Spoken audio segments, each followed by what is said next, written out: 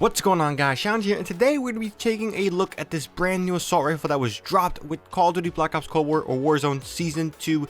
Now, specifically, we're going to be breaking this into two parts. So the first half is going to be covering this weapon's performance in Black Ops Cold War's multiplayer, and then the second half, Warzone, timestamps below to get whatever you want. Now, first and foremost, in Call of Duty Black Ops Cold War's multiplayer, this weapon is absolutely devastating. It is powerful. It shreds through all forms of competition. In my opinion, this is going to be the best assault rifle to use in multiplayer in general. I was having so much fun with this gun, and this is someone who doesn't really like Black Ops Cold War's multiplayer so much.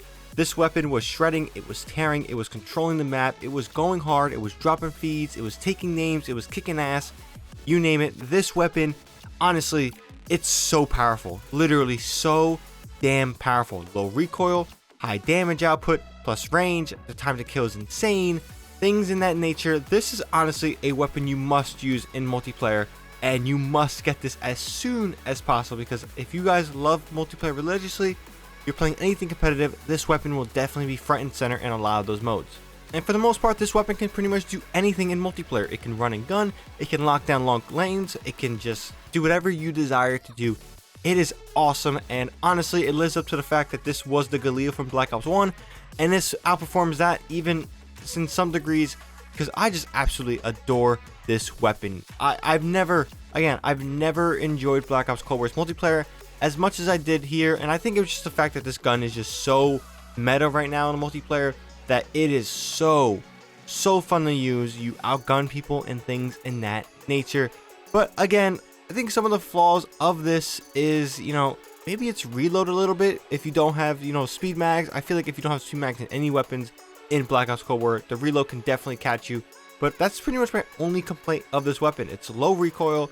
The recoil is easy to control in Black Ops Cold War's multiplayer and things in that nature. Now, if we slide over to Warzone, however, this weapon is a different tale. Now, it's still really powerful when, confined to certain aspects of the game, but as it speaks right now, this weapon isn't going to be as good as it is in Black Ops Cold War's multiplayer. Now, I don't have this weapon maxed out, but even then, I was seeing a few people tweet out how it is maxed out, and the recoil pattern is still a little weird and all these different things.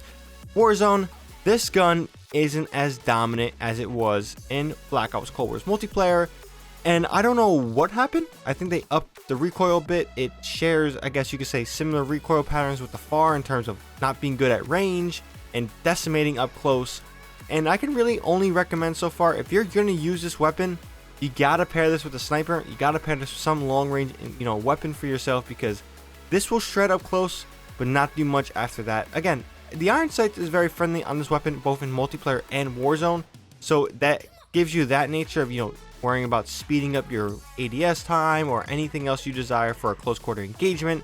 But as it stands right now, as we speak, this will not change the meta in any way when it comes to medium to long range engagements. This ain't gonna knock out the AMAX, this ain't gonna knock out the Growl, anything you might use for longer engagements like the Kilo possibly, M13, even though the M13 is a little bit of a pea shooter at certain ranges.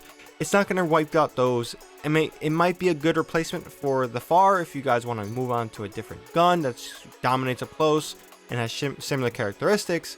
But besides that, it's nothing special in Warzone, and that's a little bit unfortunate. I was expecting this weapon to be solid, devastating, like it was in multiplayer, but for some reason, the stats don't line up, and it's not as good. The recoil is, again, entirely different recoil pattern, it feels like. This is the tale of both Warzone and Black Ops Cold War weapons. It can have high recoil in the other game, low recoil in Warzone. It just makes no sense. I don't know what they're doing. Maybe they saw that this gun would have been broken as is if it entered the state it was gonna enter in. So maybe Raven made some changes that Treyarch didn't think was needed. But yeah, with that being said, let me know what you guys think about the Fara 83 if you have used it. Again, Black Ops Cold War, this is the ultimate weapon. It is one of the best top tier weapons to use in multiplayer. Slide over to Warzone. I do think it's not a meta shifter. I think it's just a replacement for your Far. It's solid. Time to kill is pretty good. But again, it doesn't have the medium long range capability you might want from this weapon to have. But yeah, let me know what you guys think down below. If you guys enjoyed this video, definitely drop this video a like. And for more Call of Duty, Black Ops Cold War, Warzone, Destiny 2, any of those videos you see on my channel, definitely hit that subscribe button. With that being said, that's all I got for this one. Hope you guys have a good one. ShadowNinja here, and I'm out.